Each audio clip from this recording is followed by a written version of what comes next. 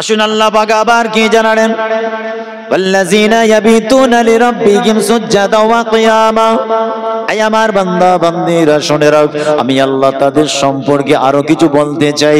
আমার বন্ধু কারা, আমার দোস্ত কারা, তারা হলো রাতটা কাটিয়ে দেয় কেমন করে, ওয়াল্লাযীনা ইয়াবিতুনা লিরাব্বিহিম সুজদাও ওয়া কিয়ামা। আমার দোস্ত যারা, আমার বন্ধু যারা, আমার মাহবুব প্যারা বান্দা যারা, তারা রাতটা কেমন করে যাপন করে, কেমন করে কাটায়। আপনার আমার মতো নয়, নামাজ নেই, তসবিহ নেই, জিকির নেই, তাহাজ্জুদ ইশরাক নেই, এশার নামাজ পর্যন্ত নাই।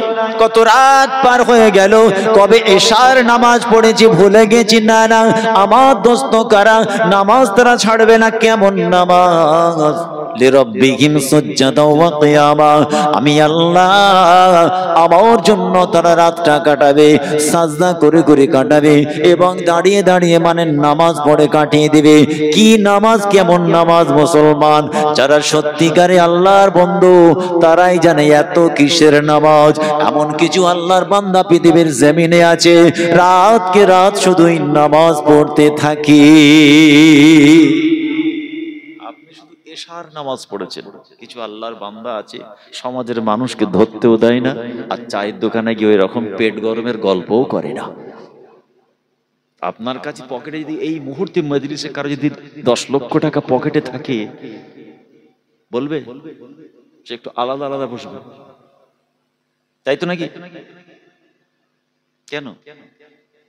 এটা আমার অ্যাসেট এবং গচ্ছিত সম্পদ। মজলিসে কেউ না জানতে পারে 10 লক্ষ টাকা আছে, তাহলে এটা আমরা বুঝি। আমার কাছে সোনা গয়না আছে, মানুষ না জানে। আমি কত টাকার মালিক, জনগণ না জানতে পারে, নিজের স্ত্রী না জানে। এটা আমাদের অ্যাসেট না, ওটা আপনার অ্যাসেট নয়। দুনিয়ার মানুষ দুনিয়ার চোখে যেটাকে অ্যাসেট বলছেন, না ওটা আপনার অ্যাসেট নয়। আসল অ্যাসেট হলো ওটা আপনার আমলি জিন্দেগিটাই হচ্ছে অ্যাসেট, যেটা দুনিয়াতেও কামিয়াব আখিরাতেও কামিয়াব। ওটাই হচ্ছে ইমানদারের অ্যাসেট। জোরে বলুন সুবহানাল্লাহ। এই টাকা পয়সা ধন দৌলতের কোনো মূল্য নেই। কাল চলে যাবেন, পরশু দিন থেকে আপনার স্ত্রী বাচ্চা সব খালি করে ফেলবে। 6 মাসে কেল্লা ফতে।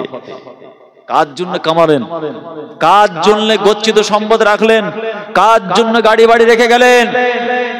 আপনি চলে যাবেন, 6 মাস পরে দেখা যাবে আপনার ছেলে আপনার কবর পর্যন্ত ভুলে গেছে। শুনতে খারাপ লাগছে, আমার বলতেও খারাপ লাগছে, 110% সত্য কথা বলে যাচ্ছে। 10% থেকে 20% ছাড়া 80% এটা হচ্ছে সমাজে। নিজের বাপের মাজার চিনতে পারে না, স্ত্রী স্বামীর মাজার জানে না, খবরও নেয় না, স্বামী স্ত্রীর খোঁজ রাখে না। এটাই দুনিয়া, এটাই দুনিয়া। বড় কঠিন জায়গা এটা। এই দুনিয়ায় মায়ায় পড়ে আখিরাত যেন বরবাদ না হয়, অর্থাৎ এই ঈমানি চাদরটা যেন আপনার নষ্ট, দাগ যুক্ত না হয়। দেখবেন আপনার ছেলে ভুলে যাচ্ছে 2 মাস 4 মাস 6 মাস 1 বছর। হ্যাঁ, আব্বাজানের চেহারাটা এমন ছিল। তাকান এদিকে, তাকান। আমার মতো বাপ হারা যারা হবে তারা একটু বুঝবে। আমার মতো যদি কেউ এতিম থাকে এখানে, আপনি বুঝবেন আমি কি বলতে চাইছি। আগে বুঝতাম না, বুঝতে পারবেন। হ্যাঁ, আব্বাজানের হাসিটা এমন ছিল। হ্যাঁ, আম্মা এরকম কথা বলতেন। 6 মাস হয়েছে, 2 বছর পরে আম্মাজানের হাসিটা হ্যাঁ এমন ভুলে যাচ্ছে। 5 বছর পর মাজারটা হ্যাঁ ওখানেই ছিল, বাঁশতলার প্রথমটাই ছিল তো। 10 বছর পর হ্যাঁ মাঠের ওদিকে আছে। সেই ছেলে বলছে, যার নিজের কলিজার টুকরা ছেলে তার বাপের মাজার বলছে ওই মাঠের শেষের দিকে মনে হচ্ছে হবে, 10 বছরে ভ্যানিশ। নিজের মাকে চিনতে পারছে না, মায়ের বাজার ভুলে যাচ্ছে। এটাই জিন্দেগি। আর ওই ছেলের জন্য আপনি কি করেছেন বলুন তো? ওই স্ত্রীর জন্য, ওই স্বামীর জন্য, ওই বাপের জন্য। এটাই দুনিয়া। আল্লাহর নবী তাই বলছেন, আদ-দুনিয়া ও মাজরাতুল আখিরাহ। দুনিয়ার জমিনটা হচ্ছে আখিরাতের জন্য পুঁজি জোগাড় করার জায়গা। ভাইরা আমার, দোস্তরা আমার, তাহলে সবকিছু আপনার আমল জিন্দেগির উপরে নির্ভর করে। কেন না আল্লাহর দরবারে বিচার করা হবে আমল জিন্দেগি নিয়ে। আল্লাহ রাসূল জানিয়েছেন, ওয়াল আলিমুনা কুল্লুহুম খালিকুনা ইল্লাল আমিলুন। জান্নাতওয়ালা যারা, আলেম যারা, জ্ঞানী ব্যক্তি যারা, আমি আল্লাহ বলছি তাদেরকেও আল্লাহ ধ্বংস করবেন। প্রথমে আল্লাহ বলেছেন সমস্ত মানুষকে আল্লাহ ধ্বংস করে দেবেন। আল্লাহর নবী বলছেন আন্নাসু কুল্লুহুম খালিকুনা ইল্লাল আলিমুন। সমস্ত মানুষকে বরবাদ করে দেবেন, ধ্বংস করে দেবেন, নেস্তনাবুদ করে দেবেন, বরবাদ করে দেবেন। ইল্লাল আলিমুন, একমাত্র আমার আল্লাহ জ্ঞানী যারা, জান্নাতওয়ালা আলেম যারা, তাদেরকে রেহাই দেবেন। আল্লাহর নবী তারপরে আবার বলছেন ওয়াল আলিমুনা কুল্লুহুম খালিকুনা ইল্লাল আমিলুন। আলিম গুলো, জান্নাতওয়ালা দিকপাল গুলোকে আল্লাহ বরবাদ করে দিবেন। ইল্লাল আমিলুন, একমাত্র আমলকারী জান্নাতওয়ালা, আমলকারী দিকপাল পণ্ডিত, আমলকারী আলেম গুলো আল্লাহ দরবারে নাজাত পেয়ে যাবে। জ্ঞানী হলে হবে না, আলেম হলে হবে না, হুজুর হলে হবে না, ইমাম সাহেব হলে হবে না, দিকপাল পণ্ডিত হলে হবে না, মুবাল্লিগ সাহেব হলে হবে না, মুফতি সাহেব হলে হবে না, আমলকারী হতে হবে। আর এই আমলকারীটার উপর নির্ভর করছে আপনার ইমানের চাদরটা কতটা পরিষ্কার। এরকম সাদা স্বচ্ছ ইমানদারের চাদর আলহামদুলিল্লাহ সুম্মা আলহামদুলিল্লাহ। আর না হলে আপনি আপনার চাদরের ছিদ্র খুঁজে বার করুন। এই যে 4-5টা বললুম, এগুলো আগে মুক্ত করতে হবে। বলুন না ইনশাআল্লাহ, বলুন না ইনশাআল্লাহ, এগুলো মুক্ত করতে হবে। হালাল খেতে হয়, হক বলতে হয়। আর একটা দাগ বার করছি, আর একটা দাগ। না হুজুর নামাজ তো আছে, রোজা তো আছে, কোরবানিটাও করে তো হুজুর, যাকাতটাও তো দেয়, আর সেটা একদম পাক্কা ইমানদার মুমিন মুসলমান তো হুজুর। আমি ওই 5টা আলোচনাই করি না, আমি তার বাইরে বলছি যেটা আপনার ইমানি চাদরটাকে টুকরো টুকরো করে কেটে দিয়েছে। হকের উপরে মজবুত থাকতে হয়, হকের পক্ষে আওয়াজ তুলতে হয়, মিথ্যাকে বর্জন করতে হয়, এটাও ইমানি আওয়াজ। একজন প্রকৃত ইমানদার মুমিন মুসলমান কোনদিন মিথ্যা বলে না, মিথ্যাকে সাপোর্ট করে না, মিথ্যার পক্ষ নিয়ে আওয়াজ তোলে না। আপনার চাদরটা যদি নোংরা, দুর্বল হয়, ছিদ্রযুক্ত হয়, আপনি মিথ্যার পক্ষ নিয়ে সত্যের বিরুদ্ধে আওয়াজ তুলবেন, এটা কিন্তু একজন প্রকৃত ইমানদারের আওয়াজ নয়। জীবন চলে যাবে, মাথা নিচু করবে না হকের কাছে আর নাহকের কাছে। নাহকের কাছে মাথা নিচু করবে আর হকের কাছে মাথা উঁচু করবে যে হ্যাঁ এটা হক। কিন্তু আপনি বলছেন হকটাকে বলছেন নাহক, আর নাহকের কে গিয়ে বলছেন এটা হক। মিথ্যাকে বলছেন সত্য, সত্যকে বলছেন মিথ্যা।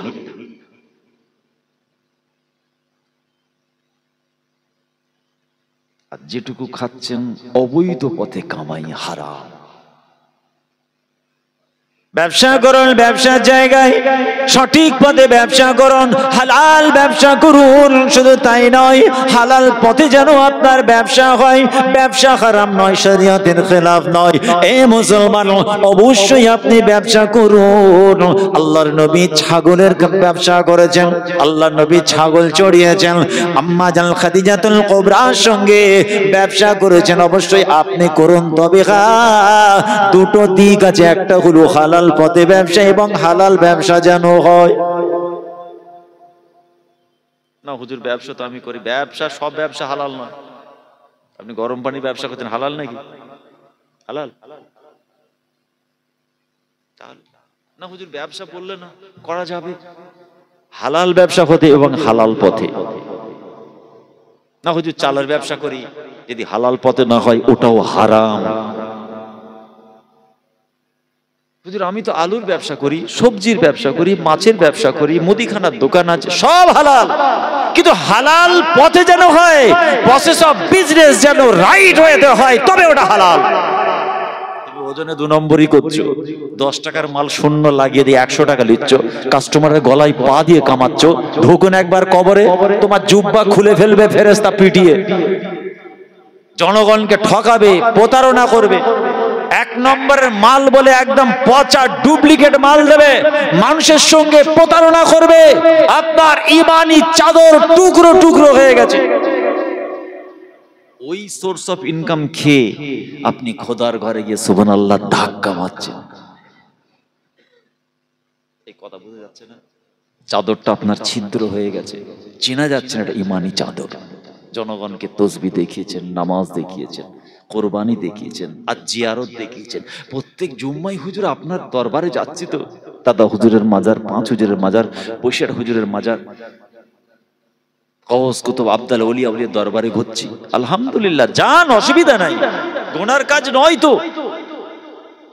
আল্লাহর ওলি মাশায়েখ মুরব্বিদের দরবারে যাবেন, নিজের বাপ মা মুরব্বিদের মাজার জিয়ারত করবেন, এত ভালো জিনিস। আপনার মওতের খৌফ আসবে, মওতের স্মরণ আসবে।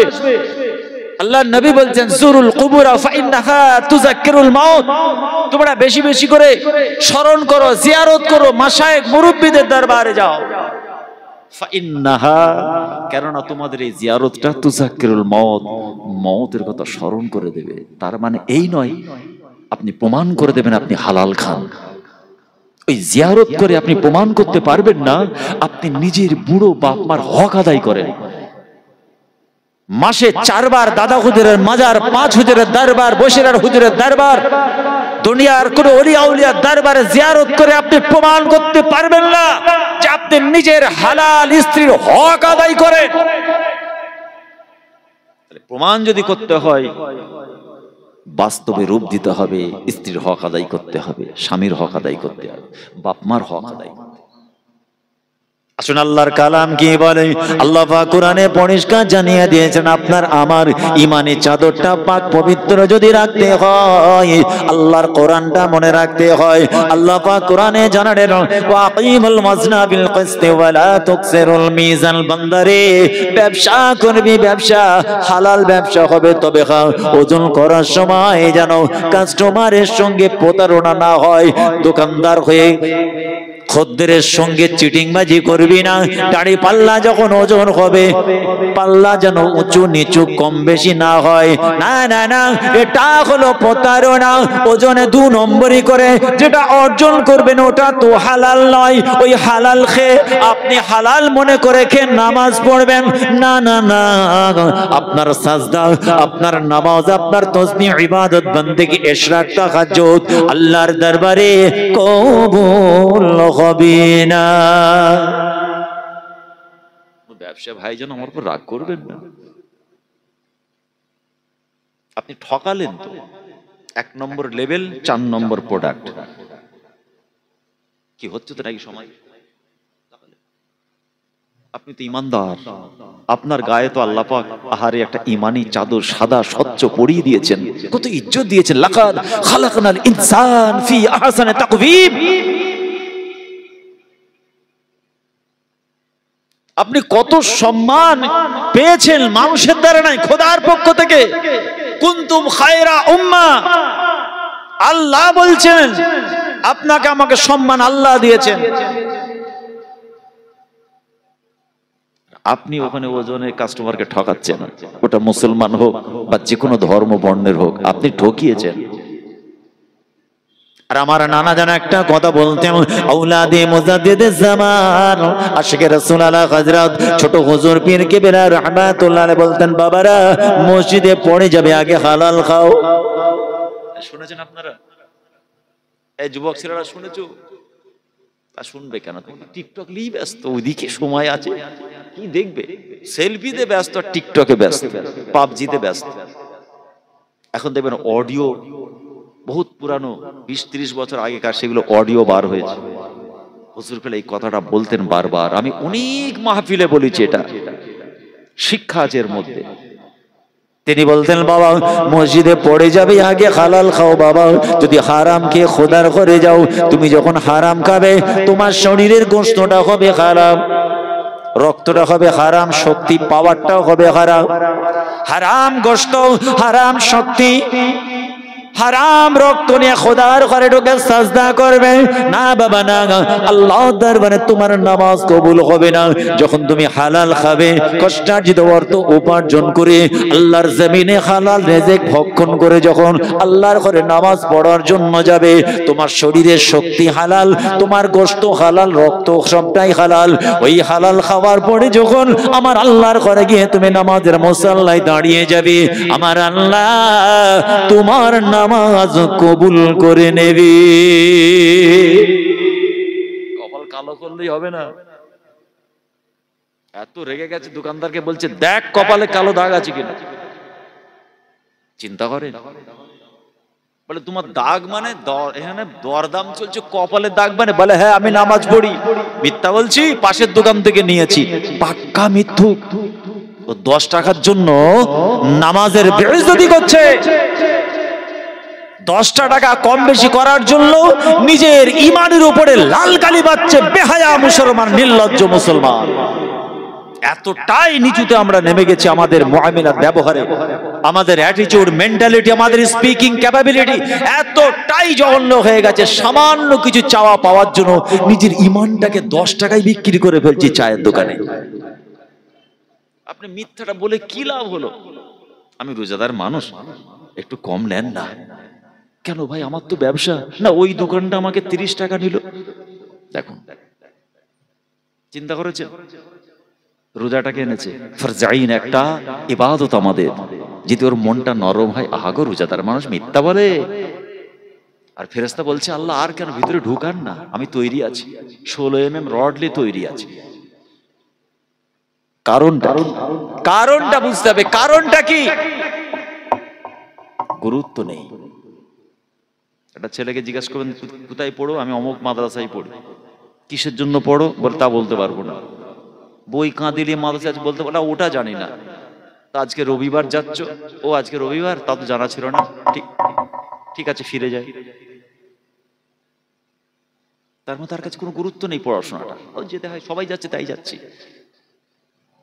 আজকে কোনো যুবক ছেলেকে জিজ্ঞাসা করুন, ছোট হুজুরের নাতি ওয়াজ করছে, আফতাব ভাই তুই কেন গেলি? বলতে পারবো না। কেন এলি রে? তো গেম খেলাই ভালো, খেলকে যা। এখানে কেন এলি বলতে হবে তোকে। হ্যাঁ আমি শুনতে এসেছি আল্লাহর কালাম, রাসূলুল্লাহর হাদিস, শরীয়তের কথা, দ্বীনের কথা, আল্লাহর বাণী শুনে নিজের চরিত্রের পরিবর্তন করব, আল্লাহর জমিনে মানুষের মতো মানুষ হব। বাঁচার রাস্তা খুঁজতে এসেছি, ইমানের ট্রিটমেন্ট করতে এসেছি, কোরআন হাদিসের বাণী শুনতে এসেছি। অতএব ওই ছেলেটার বসাটা একটা নিয়ামত তার জন্য। আর এই জিনিস বলছি ওসব জানে না, সবাই এসে তাই এসেছে। কেউ বলবে 1 প্যাকেট বিরিয়ানি তো পাওয়া যাবে। রাসূল বলছেন ইন্নামাল আমালু বিন্নিয়াত, ওকে আল্লাহ বিরিয়ানি মিলাবে। আর 2 প্যাকেট নিয়ে যা ভাই, তোর বিরিয়ানি দরকার। যখন অন্তঃস্থল থেকে আপনি নিজের সমস্যা সমাধানের লক্ষ্যে বসবেন, আপনার বাড়িতে রাত জেগে নফল নামাজ পড়ার থেকে এখানে 10 মিনিট 1 ঘন্টা বসার গুরুত্ব অনেক বেশি। আল্লাহ নিয়ামত দেবেন, বলুন না সুবহানাল্লাহ। আল্লাহ সৃষ্টি নিয়ে ভাবছেন আপনি, আল্লাহর দয়া নিয়ে ভাবছেন, বালিশে মাথা দিয়ে নির্জরে নীরবে আল্লাহর করুণা নিয়ে ভাবছেন, আল্লাহ জমিনটা কিভাবে সৃষ্টি করলেন, আমরা একদিন দুনিয়া থেকে চলে যাব। এই রকম যখন ভাববেন আপনি, মনে রাখবেন ওই নফল নামাজ থেকে এই চিন্তা ফিকিরটার গুরুত্ব বেশি আল্লাহর দরবারে। এজন্যই তো 80 বছর নামাজ পড়েছে, এখন হারাম খাওয়া ছাড়তে পারে না। 70 বছর নামাজ পড়ছে, এমনও কিছু মা বোন আছে আজ পর্যন্ত পর্দা কাকে বলে জানে না। বাস্তবটা বোঝার চেষ্টা করবেন। 70-80 বছরে নামাজ পড়ছে, রোজা রাখছে। আমাদের বাড়ির এমনও মেয়ে আজও পর্যন্ত আছে 70 বছর জলসা শুনেছে, ওয়াজ শুনেছে, আজও পর্যন্ত পর্দা কি জিনিস জানে না। আজও পর্যন্ত নিজের স্বামীকে কাঁচা কাঁচা খিস্তি করে, স্বামীর জামার কলার ধরে মারতে যায়। এই আছে না নেই? বলেন। মাথা কম লড়ছে এবার, লাভটা কি হলো বলেন? চাচা দাঁড়াতে পারেনি, কোমরটা দেখেন, আমার দিকে তাকান, ধনুকের মতো বেঁকে গেছে, 70+, কোমর বেঁকে গেছে নামাজ পড়ে। যে বাড়িটাই আছে না, ইয়েতিমের সম্পত্তি 50%। বেশি বলে ছিনিয়ে নিয়ে 4 থেকে 40 বছর আগে। তখন লোহা নরম ছিল, এখন চাচার বয়স 70, লোহা শক্ত হয়ে গেছে, কিন্তু চাচার টেম্পার ওই জায়গায় আছে, এটা আমার জায়গা, ছাড়বো না। কিন্তু চাচা অন্তর থেকে হাড়ে হাড়ে জানে আমি জোর করে ইয়েতিমের সম্পত্তি নিয়ে নিয়েছি, ওটা আমার নয়। ওই নির্লজ্জ মুরব্বী চাচা ওখানে বসেই নামাজ পড়ছে আর আল্লাহকে বলছে আল্লাহ আমাকে জান্নাতে দাও।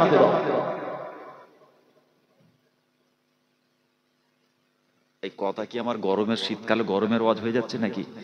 হ্যাঁ একটু বলেন। 70+ বয়স, ও ভালো করে জানে এই জমিনটা আমি ছিনিয়ে নিয়েছি এতিমের, সকলকে কাজে লাগিয়ে জোর করে ছিনিয়ে নিয়েছি, ভালো করে জানে। কোমরটা বেঁকে গেছে, লাঠি ধরে চলে, ওখানটাতেই নামাজ পড়ছে, ওখানটাতেই তসবিহ পড়ছে, ওখানটাতেই তাহাজ্জুদ পড়ছে, ওখানটাতেই দোয়া চাইছে, আল্লাহ আমাকে জীবনে গুনাহ মাফ করে দেন। কিন্তু চাচা আজ পর্যন্ত যার সম্পত্তি তার কাছে ক্ষমা চাইলো না, সম্পত্তি ফিরিয়ে দিল না। তার ছেলের ছেলে এসে বলছে দাদু ওই জায়গাটা তো আমাদের, ফিরিয়ে দিলে না।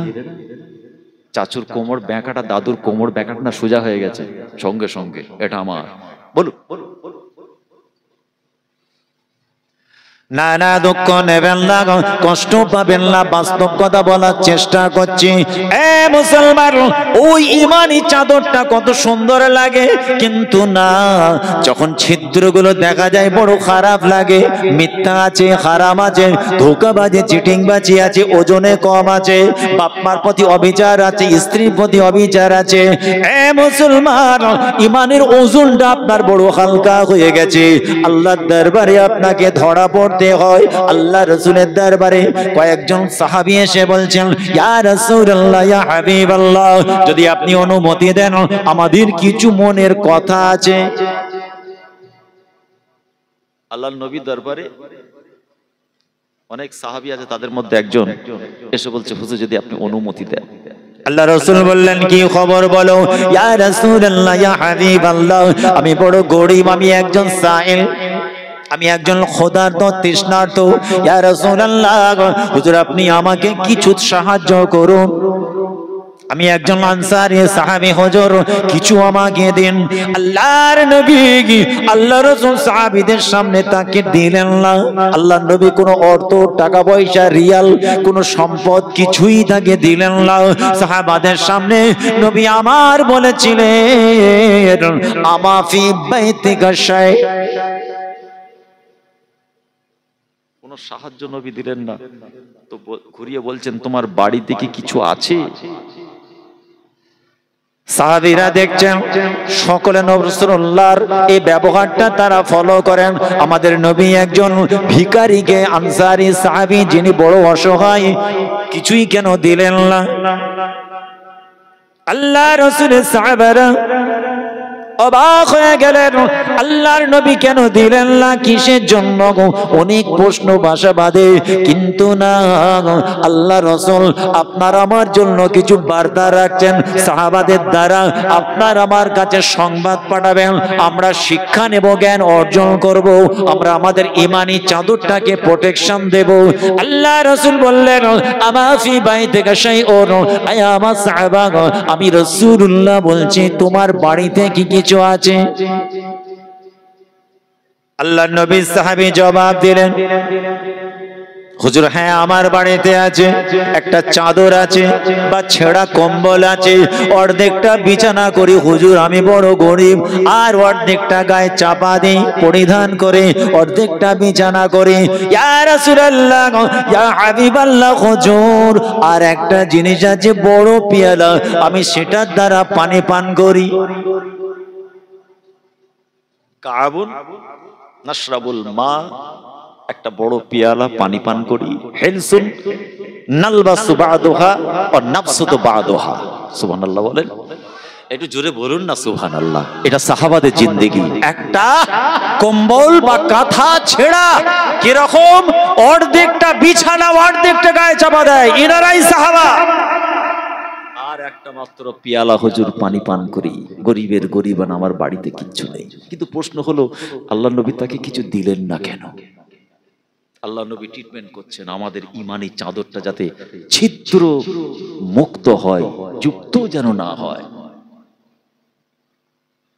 আল্লাহ রাসূল বললেন যাও ইতিনি বিহিমা, আমি রাসূলুল্লাহ বলছি যাও বাবা ওই দুটো দ্রব্য আমার কাছে আনো। কম্বলটা নিয়ে এসো, বড় পেয়ালাটা নিয়ে এসো। সাহাবী দৌড়ে বাড়ি চলে গেলেন, দুটো দ্রব্য এনে রাসূলুল্লাহর হাতে দিলেন। আল্লাহর হাবিব আল্লাহ রাসূল কি করলেন, ওই দুটো দ্রব্য নিয়ে আল্লাহর নবী সমস্ত সাহাবাদের সামনে বলছেন এর কত মূল্য দিয়ে তোমরা কিনবে বলো, কে কত টাকা নিতে পারো, আমি রাসূলুল্লাহ বিক্রি করব। মালিকটা কি আল্লাহ রাসূল নয়, ওই গরীব সাহাবী হলেন মালিক, কিন্তু রাসূলুল্লাহ বিক্রি করবেন। কত টাকা দিরহাম দেবে বলো? চিন্তা করে, কাজ গরীব মানুষ, আল্লাহ নবীর দরবারে এসে নবী তাকে কিচ্ছু দিলেন না, একদম সাইল। আল্লাহ নবী ঘুরিয়ে বলছেন বিক্রি হবে।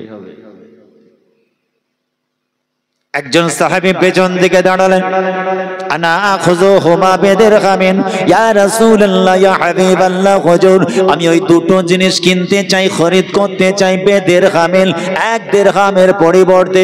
আল্লাহ নবী বললেন সাহাবারা না না না, মাইয়াজিদু আলা দিরহামিন, এর থেকে বেশি মূল্য কে দেবে, মাইয়াজিদু আলা দিরহামিন, এর থেকে বেশি মূল্য কে দেবে বলো?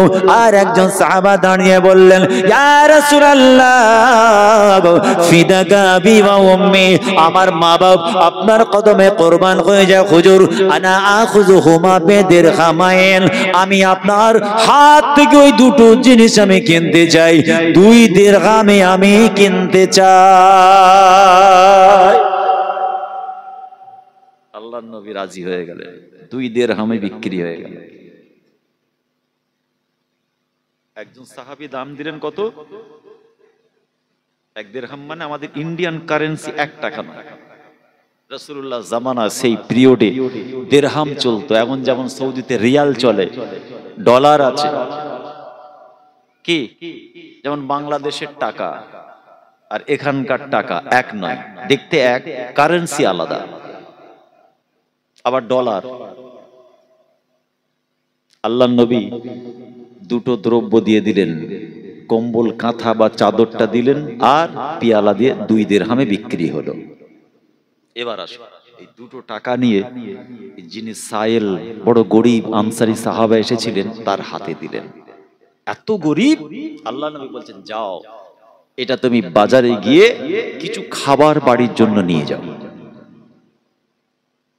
বাড়ির জন্য কিছু খাবার নিয়ে যাও, তোমার ফ্যামিলির জন্য, আহলে আয়াল তাদের জন্য কিছু খাবার কিনে নিয়ে যাও, আর একটা কুড়ুল এবং বাট কিনে তুমি তোমার নবীর দরবারে এসো। জোরে বলেন, বাট লাগিয়ে আনতে বললেন না, একটা কুড়ুল এবং তার বাট কিনে আমি রাসূলুল্লাহ আমার দরবারে এসো যাও।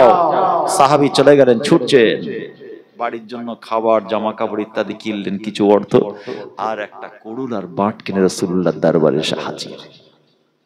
দেখুন আল্লাহর নবী কি শিক্ষা দিচ্ছেন সাহাবাদের মাধ্যমে, আপনাকে আমাকে শিক্ষা দিচ্ছেন নবী। হাত পাতলেই দেবেন না, হাত পাতলেই দেবেন না, আবার দিতে গিয়ে কিপটমো করবেন না, ধাক্কাও দেবেন না। ক্লিয়ার হয়েছে? আপনি দিতে না পারেন কাউকে ঘৃণা করবেন না, ধাক্কা দেবেন না। সে অসহায়, সে বড় গরিব, তার সম্পর্কে আপনার জানা নেই। দেখবেন এখন যুবক ছেলেদের সামনে কোনো যদি ভিখারি যায়, তার এমন চিরুনি তল্লাশি করে, তোমার কোন ডিস্ট্রিক্ট, পিন নম্বর কত, গত সপ্তাহে এসেছিলে, শুনছেন না? তোমাকে তো এলাকায় প্রায় দেখছি, তুমি এখানে বসো, এই চা নিয়ে আয়, এই ওদেরকে ডাকতো, তার চিরুনি তল্লাশি করবে। খবরদার, আল্লাহ নারাজ হয়ে যাবে। ওটা হচ্ছে খোদার পক্ষ থেকে মেহমান আপনার বাড়িতে এসেছে, আপনি দিন, না হলে তার কাছে ক্ষমা চেয়ে নিন, আমি পাচ্ছি না ভাই মাফ করো। হেসে, হাসি না পেলে হাসির মতো অভিনয় করুন। তাকে বুঝতে দেবেন না আপনি হিংস্র, তাকে বুঝতে দেবেন না আপনি ইচ্ছা করে দিচ্ছেন না, তাকে বুঝতে দেবেন না আপনি তাকে ঘৃণা করছেন। কমপক্ষে আর্টিফিশিয়াল হাসুন, হেসে তার কাঁধে হাত দিয়ে ভালোবাসা দিয়ে দরকার হলে 1 গ্লাস পানি খাইও বিদায় দেন, নেক্সট ফ্রাইডে আসবে ভাই আমি খাওয়াবো। কমপক্ষে আপনার গুনাহ খাতা হবে না।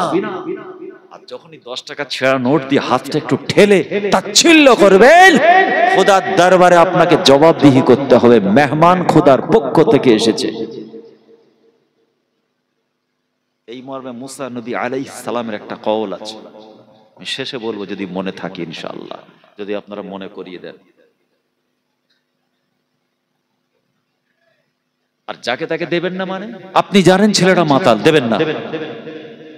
আপনি জানেন এটা মাতাল, টাকা দেবো খাবে না, না না, আমার কষ্টার্জিত অর্থ তোকে দিয়ে গরম পানি খেতে দেবো না। আবার দেবেন কিছু স্ট্যান্ডার্ড ভিখারি আছে, আপনার দিকে আছে কিনা জানি না, স্ট্যান্ডার্ড ভিখারি, তার ড্রেস দেখে আপনি ভিখারি বুঝতে পারবেন না। গ্রাম থেকে যখন বার হয়েছে ভালো ড্রেসে, আর আপনার কাছে এসে যখন এলাকায় এসেছে না, দেখলে আপনার চোখে পানি এসে যাবে, আহা গো মানুষটা খুব গরিব। আর বাড়ির লোক, গ্রামের লোক, পাড়ার লোক জানে না ছেলেটা কোন অফিসে চাকরি করে, কোট টাই ফাই পরে বার হচ্ছে, মাঝে মাঝে সেন্ট মারছে, আর দামি 30,000 50,000 টাকার মোবাইল কানে আছে, হেডফোন সহ বেরোচ্ছে। সবাই বলবে কি করে ছেলে? অফিসার। কোথায় অফিসার? তার স্ত্রীও জানে না, বাপ মাও জানে না, পাক্কা ভিখারি। বুঝতে পারেন না? আওয়াল সিদ্দিক মরে এসে চায়ের দোকানে চা পাউরুটি খেয়ে ড্রেস চেঞ্জ করে ব্যাগে ভরে, এবার আপনার এলাকায় এসে বলছে ভাই দাও না, আমার মেয়ের বিয়ে হয়নি, দাও একটা কাগজ দেবে, দেখবেন 40 বছর আগেকার প্রধানের স্টাম্প মারা আছে, আর 30 বছর ধরে কত তার মেয়ের বিয়ে হচ্ছে আল্লাহ পাকই জানে। কি ঘটছে না ঘটে না, বাস্তবটা বুঝবেন। এর পরেও বলছি আপনি সব জানলেন, কিন্তু তাকে যেন ধাক্কা মারবেন না, ঘৃণা করবেন। কিন্তু স্ট্যান্ডার্ড ফকির সে এসে যখন বলবে আপনি দিয়ে দেবেন, সারা দিনে 1000 টাকা মতো তার কি 10,000 টাকা কামিয়ে ফেলবে, আবার যখন এলাকায় যাবে আবার ড্রেস করে ঘরে ঢুকবে। এরা হলো স্ট্যান্ডার্ড ভিখারি। আমাদের ফুরফুরা স্ট্যান্ডার্ড ভিখারি আছে। अल्लाह के नाम पे 10 रुपया दे दे बाबा, मैं दुआ मांगूंगा तेरे लिए दरबार इलाही में, मगर देना है तो दे 10 रुपया, 10 से कम नहीं, ज्यादा नहीं। আপনি 100 টাকার নোট দিলেও ছুঁড়ে ফুঁড়ে ফেলে দেবে, নেবে না। 9 টাকা দিলেও নেবে না। বুঝতে পারছেন কিরকম ভিখারি? আমরা খুব ছোট মনে আছে, ফুরফুরা শরীফ ফাতেহিয়া সিনিয়র টাইটেল মালসা গেটটার সামনে দাঁড়াতে দেখেছি, আমরা খুব ছোট, আমরা ইচ্ছা করে খুচরো পয়সা দিয়ে দেখছি, বলছে তো নতুন জিনিস, দেখি কম নেয় কি, সে দিয়ে এক হাতে নিয়ে নিজের ঝুলি থেকে 10 টাকা বার করে ঘুরিয়ে দিচ্ছে। এবার একজন 20 টাকা দিল, ফেরত দিল, নেবে না, ও 10 টাকাই নেবে। এর কি রহস্য আল্লাহই ভালো জানে। যাক, যেটা বলছিলাম এবার শুনুন, আল্লাহ রাসূলের দরবারে সাহাবী হাজির হয়ে গেলেন। আসসালামু আলাইকা ইয়া রাসূলুল্লাহ, ইয়া হাবিবাল্লাহ। হুজুর, এই হলো কুড়ুল তার বাট, কুড়ুল আর বাট, বুঝতে পেরেছেন তো? আল্লাহর নবী নিজে হাতে ওই কুড়ুলের বাঁটটা লাগিয়ে রেডি করে তার হাতে দিলেন, যাও জঙ্গলে যাও, মানে কষ্ট করো, হালাল কামাই করো, শ্রমের মর্যাদা আমি রাসূল দিই, যে কর্ম কষ্ট করে আমি রাসূল তাকে ভালোবাসি। অর্থাৎ আপনি যে মেহনত করছেন, সকালে উঠে জমির মধ্যখানে কোমরে গামছা বেঁধে কাজ করছেন না, মনে মনে এই চিন্তা নিয়ে করবেন আমি আমার রাসূলের সুন্নাত আদায় করছি। জোরে বলুন সুবহানাল্লাহ। সকালে বার হলেন চায়ের দোকানে, খেটে মাথার ঘাম পায়ে ফেলে 50 টাকা ইনকাম করেছেন বলে নিজেকে ছোট ভাববেন না। যারা ঘৃণা করলো, গুনাহগার হলো, আপনি নিজের মনকে নিজে সান্ত্বনা দিন, আমি আমার রাসূলের সুন্নাত আদায় করছি। জোরে বলুন সুবহানাল্লাহ। তোমার মতো ধোঁকাবাজি করে, দালালি করে, চিটিংবাজি করে, ওজনে কম দিয়ে হারাম খাইনি। চড়া রৌদ্রে, কাঠফাটা রৌদ্রে মাথার ঘাম পায়ে ফেলে কষ্টার্জিত অর্থ কামাই করছে, এটা হালাল হালাল হালাল। তুমি দালালি করে 2 মিনিটে 500 টাকা কামিয়ে ফেলে, ওটা তো কমপ্লিট হারাম। গর্ববোধ করি আমরা, আমরা রাস্তাঘাটে কাজ কাম করি, মেহনত করি, ফাদিলাতুশ শুগল, শ্রমের মর্যাদা আল্লাহ রাসূল দিয়েছেন। তুমি আমাকে ঘৃণা করছো, আমি অফিসে স্টাম্প মারি বলে, আমার ছোট কাজ, তুমি অফিসের মেন বস বলে তুমি আমাকে ঘৃণা করছো। তুমি ঘৃণা করো, কিন্তু আমি আমার অন্তরকে সান্ত্বনা দিয়েছি, আমি আমার রাসূলের সুন্নাত আদায় করছি। জোরে বলুন সুবহানাল্লাহ। অনেকে দেখবেন বাড়িতে চা করে কিন্তু বন্ধুদের কাছে বলে না, অনেকে দেখবেন বাড়িতে রান্না করে কিন্তু আড্ডা দেওয়ার জায়গায় কিন্তু বলে না, অনেকে দেখবেন ঘর ঝাড় দেয়, পরিষ্কার করে, কিন্তু বাইরে বলে না, দরজা লাগিয়ে দিয়ে কাজ করে। কেন বলুন তো? প্রেস্টিজ। কে আছে তো নাকি? অফিসে গিয়ে বলছে আজ খাওয়া হয়নি কেন, মানছে না, না আজকে ভালো লাগছে না, কেন? আল্লাহ নবী আম্মাজানদের রান্নার কাজে সহযোগিতা করেছেন, আমাদের জন্য সুন্নাতে রাসূল বাড়ির স্ত্রী সহযোগিতা করতে হবে। সুবহানাল্লাহ বললেন না? তাহলে আপনার ইজ্জত লাগবে কেন? চা করে যে মানছে না, যেদিন সবাই আপনাকে নিয়ে হাসি ঠাট্টা মাজাক করবে যে মেয়েদের মতো কাজ তুমি স্বামী হিসেবে করেছো, হাসছো, আমি আপনাকে ট্রিট দিয়ে যাচ্ছি, আপনি তাকে বলবেন হ্যাঁ আজকে সারাদিন আমি ঘরে ছিলাম, আমার বাড়ি কেউ ছিল না, আমার স্ত্রী আমার আহলিয়া অসুস্থ ছিল, বাচ্চার অসুস্থ যে কোনো কারণে, তবে হ্যাঁ আজকে আমি সারাদিনে আমি আমার রাসূলের সুন্নাত আদায় করেছি, কেননা আজকে আমি আমার স্ত্রীর সহযোগিতা করেছি। জোরে বলুন সুবহানাল্লাহ। পরের দিন দেখবে আপনার মুখের গল্প শুনে তারাও গিয়ে আমার বোনের হেল্প করছে, চাটা আজকে আমি করি দাও। এতদিন লজ্জা পাচ্ছিল, এবার বলবে। আল্লাহর নবী সাহাবীর হাতে কুড়ুলটা দিয়ে বললেন, যাও বাবা, আমি রাসূলুল্লাহ বলছি, যাও জঙ্গলে চলে যাও, জঙ্গল থেকে শুকনো কাঠ কাটো, কাঠ কেটে নিয়ে বাজারে বিক্রি করে হালাল কামাই করো। আমি রাসূলুল্লাহ জানিয়ে দিচ্ছি বাবা, ওয়ালা আরায়ান্নাকা আশরাতা ইয়াওমান, আর আমি রাসূলুল্লাহ তোমাকে আমার দরবারে 10 দিন যেন না দেখতে পাই, অর্থাৎ তুমি আমার দরবারে 10 দিন আসবে না। যাও বাবা, আমি রাসূলুল্লাহ তোমাকে হুকুম দিলাম, এই কুড়ুল নিয়ে জঙ্গলে গিয়ে শুকনো কাঠ কেটে বাজারে বিক্রি করে হালাল কামাই করো, আর তুমি তোমার নবীর দরবারে 10 দিন আসবে না। ওয়ালা আরায়ান্নাকা আশরাতা আইয়াম, 10 দিন আমার কাছে আসবে না, যাও। আল্লাহ নবী সাহাবীর অবাক হয়ে গেলেন। আল্লাহ নবী একজন অসহায়ের হাতে কিছু পয়সা দিলেন না। আনসারী সাহাবী হাত পেতেছিল, নবী আমার এমন ঘটনা কেন ঘটালো? আল্লাহ নবী তাকে কিছু দিলেন না। তার বাড়ি থেকে ছেঁড়া কাঁথা কম্বল পিয়ালা বিক্রি করে 2 দিরহাম নিয়ে সাহাবীর হাতে দিয়ে কুড়ুল হাতে ধরিয়ে নবী কেন জঙ্গলে পাঠালেন? কি ব্যাপারটা কি? জঙ্গলে পাঠিয়ে দিলেন, আবার বলছেন 10 দিন আমার কাছে আসবে না। মুসলমান, আল্লাহর কোরআন জানিয়ে দিয়েছে, ইন্নাল্লাহা ইয়ারযুকু মান ইয়াশা।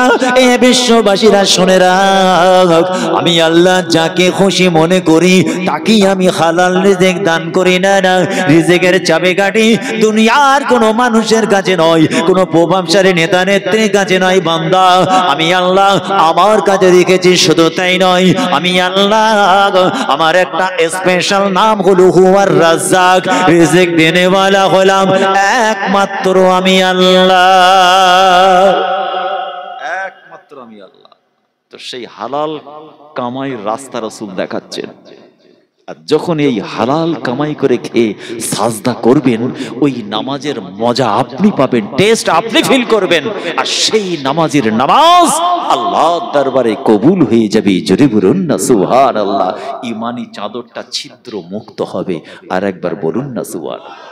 দিন যায় রাত আসে, রাত যায় দিন আসে, আল্লাহ রাসূলের সাহাবা পরের দিন থেকে নবীর দরবারে আসে না। পরের দিন থেকে আর আসছে না। আরে নবীর আদেশ, জীবন চলে যাবে, এক বিন্দু সরবে না, রাসূল বলেছে। দুনিয়ার মানুষেরা, আল্লাহ রাসূলের দরবার থেকে আমাদের শিক্ষা নিতে হয়, সাহাবাদের জিন্দেগি পড়ে জীবন পরিচালনা করতে হয়। আল্লাহ রাসূলের সঙ্গে সাহাবাদের মুআমালা থেকে আমরা আমাদের চরিত্র পরিবর্তন করতে পারি। আল্লাহ রাসূলের সাহাবা 10 দিন যখন পরিপূর্ণ হয়ে গেল, আল্লাহ রাসূলের দরবারে আসছেন, খুশিতে মনটা বাগবাগ। আল্লাহ রাসূলের দরবারে হাসতে হাসতে আসে বড় খুশি। আসসালামু আলাইকা ইয়া রাসূলুল্লাহ, ইয়া হাবিবাল্লাহ, হুজুর ফিদাকা আবি ওয়া উম্মি, আমার আব্বা জান আম্মা জান আপনার কদমে কুরবান হয়ে যাক। না না না, আজকে আমি আর কিন্তু গরিব নই ইয়া রাসূলুল্লাহ, আল্লাহ পাক আমাকে 1 দিরহাম নাই 2 দিরহাম নাই 15 দিরহাম আল্লাহ পাক আমাকে মালিকত্ব দিয়েছেন, আমি মালিক হয়ে গিয়েছি। 15 দিরহামের মালিক আল্লাহ বানিয়ে দিয়েছে। 10 দিন আসতে নিষেধ করলেন কেন বলুন? মানে 10 দিন তুমি আমার দরবারে এসে বসে থাকার থেকে তুমি নিজে মেহনত করে কামাই করো, তোমার ফ্যামিলি আছে, তোমার বাচ্চা আছে, তোমার স্ত্রী আছে, বাপ মা আছে। আজও ফুরফুরা দরবারে কিছু মানুষ গিয়ে বসে থাকে, আমাদের দরবারে ভেলবাজি হচ্ছে, 8 জনের সংসার চালাবে কে বলেন? বুড়ো বাপ মা আছে, চক্কর মারতে গেছেন, চমক দিতে গেছেন গ্রামের লোককে, প্রত্যেক দিনে ফুরফুরা দরবার। আপনি যাবেন, আমার সমস্যা কোথায়? আমার দাদা নানা মামা খানদানের দরবারে যাবেন, আমি সবার থেকে বেশি গর্বিত, কেন ওই জমিনের ছেলে আমি। কিন্তু আমার অবজেকশন ওই জায়গা, বাড়িটাকে ক্লিয়ার করে এসেছেন না রাস্তায় ছেড়ে দিয়ে চলে গেছেন দরবারে? এ শিক্ষা আপনার পীর দেয়নি, মুজাদ্দিদ জামান 5 হুজুর দেয়নি, অবশ্যই দেয়নি, তার কোন খলিফা ইজামও দেয়নি। যাও তোমার বিবি ছেলে বাল বাচ্চা রাস্তায় করুক, তুমি কিন্তু পীরের দরবারে বসে থাকো। এই কথা খারাপ লাগছে নাকি? কথা বলেন, খারাপ লাগছে নাকি? এটা ভণ্ডামি শুরু হয়েছে না। হুজুরের দরবারে খেদমতে এসেছি, স্ত্রী কোথায়? মাসুম বাচ্চা 6 মাস বয়স, সে কোথায়? কোচির আম্মা কোথায়? আর বুড়ো বাপ মা, আহারে প্যারালাইসিস রোগীটা, তোমার ঘরে যেতে 2টো ডাস্টবিন আছে, ডাস্টবিন 2টো কোথায়? যার বুকে লেখা আছে ইউজ মি, ওখানে বাপ ওখানে মা, দুজনেই শয্যাশায়ী, 2টো ডাস্টবিন মনে করেছো আল্লাহর ওলির দরবারে বসে আছো। যদি তোমার পীর সব জেনে বুঝো তোমাকে বলে বাবা বিবি ছেলে বাল বাচ্চা জাহান্নামে যাক, তুমি আমার দরবারে থাকো, বাংলায় ভাষায় বলছি পাক্কা খব্বিশ পীর সাহেব, তোমার ইমান চোর পীর সাহেব, শরিয়ত সম্মত শাইখ নয়। শরিয়ত সম্মত তোমাকে হুকুম দেনেওয়ালা নয়, ওটা তোমার বুকে পা দিয়ে তোমাকে জাহান্নামে পাঠাবে। আল্লাহ এডুকেশন দিয়েছে, জ্ঞান দিয়েছে, শিক্ষা দিয়েছে, নিজেকে আয়নার সামনে দাঁড় করিয়েছে। যদি না চিনতে পারে মুজাদ্দিদ জামানের নীতি আদর্শ মাসলাক, কিতাবপত্র পড়ো, ওসিয়তনামা খোলো। মুজাদ্দিদ জামান আপনার আমার চোখ খুলে দিয়ে গেছে, আমরা পড়ি না, আমরা আমাদের নিজেদের দিমাগ খাটাই, ওখানে নিজেরা মাথা মারি। জিজ্ঞেস করবে পূর্বশী জিন্দাবাদ জিন্দাবাদ করছে, 2টো ওসিয়তনামা বলতে বলুন, ও ঘেমে ফেলবে, ঘেমে যাবে, বলতে পারবে না। তাহলে যে মাসলাক নীতি আদর্শ মেনে চলি, সে সিলেবাস আপনি জানবেন না? না আমি মাধ্যমিক পাস পরীক্ষা দেবো হুজুর, তো সিলেবাসে কি কি সাবজেক্ট আছে বলতো? না অঙ্ক ইংরেজি তো আছে, আর কি আছে? ওটা বলতে পারবে না। দেখেছে? তা তুই কি পড়াশোনা করলি? না আমাদের ইংরেজি আছে হুজুর। তাই নাকি? আর কি আছে? বাংলা আছে। আর কি আছে? 4 সাবজেক্ট কি আছে? এডুকেশন আছে। না ওটা কি জিনিস? হিস্ট্রি আছে, ওটা কি জিনিস? ম্যাথ আছে, ওটা তো নাম শুনিনি। ফিলোসফি আছে, না জানেনি তো। বুঝতে পারছেন? কিছু মুরিদের হাল ওই অবস্থা হয়ে গেছে। বাস্তব বলছি, যোগ্য পীর মাশাইখ হলে না আপনাকে দরবার থেকে তাড়িয়ে দেবে, যা বাপ মার হক আদায় কর, সব ক্লিয়ার করে আমার দরবারে আয়। আমাদের মাশাইখ মুরব্বীরা সেই রকম শিক্ষা দিয়েছেন, বলুন না সুবহানাল্লাহ, জোরে বলেন না সুবহানাল্লাহ। কেন? আমরা সেই রকম খাঁটি পীরের মুরিদ, বলুন না সুবহানাল্লাহ। সেই শিক্ষা আমরা দিচ্ছি। এবার আসুন আল্লাহর নবী শেষ শিক্ষা দিচ্ছেন, এবার মূল্যবান বার্তা দিলেন সাহাবীদের সামনে। সেই গরিব সাহাবীর উদ্দেশ্যে বড় অসহায় সাহাবীকে বলছেন, যাও বাবা হালাল কামাই করো, কষ্ট করে উপার্জন করো, কেন না আমার আল্লাহর কিছু বান্দা বান্দির মাথা নিচু হয়ে যাবে ময়দানে মাহশারে কাদের। যারা সুস্থ সবল কর্ম খেটে ইনকাম করতে পারে, মেহনত করতে পারে, কিন্তু স্বভাবের চরিত্রের শিকার হয়ে মানুষের কাছে স্বভাবের তাড়নায় হাত পাতে, মেহনত করে না, কষ্ট করে না। যাও বাবা আমি রাসূলুল্লাহ জানিয়ে দিলাম, বাবা কষ্ট করে উপার্জন করো, মাথার ঘাম পায়ে ফেলে মেহনত করে হালাল কামাই করো। আল্লাহর কোরআন জানিয়ে দিয়েছে, আপনি জানেন ইন্নাল্লাহা ইয়ারযুকু মান ইয়াশা, আমি আল্লাহ যাকে খুশি তাকে রিজিক দান করি।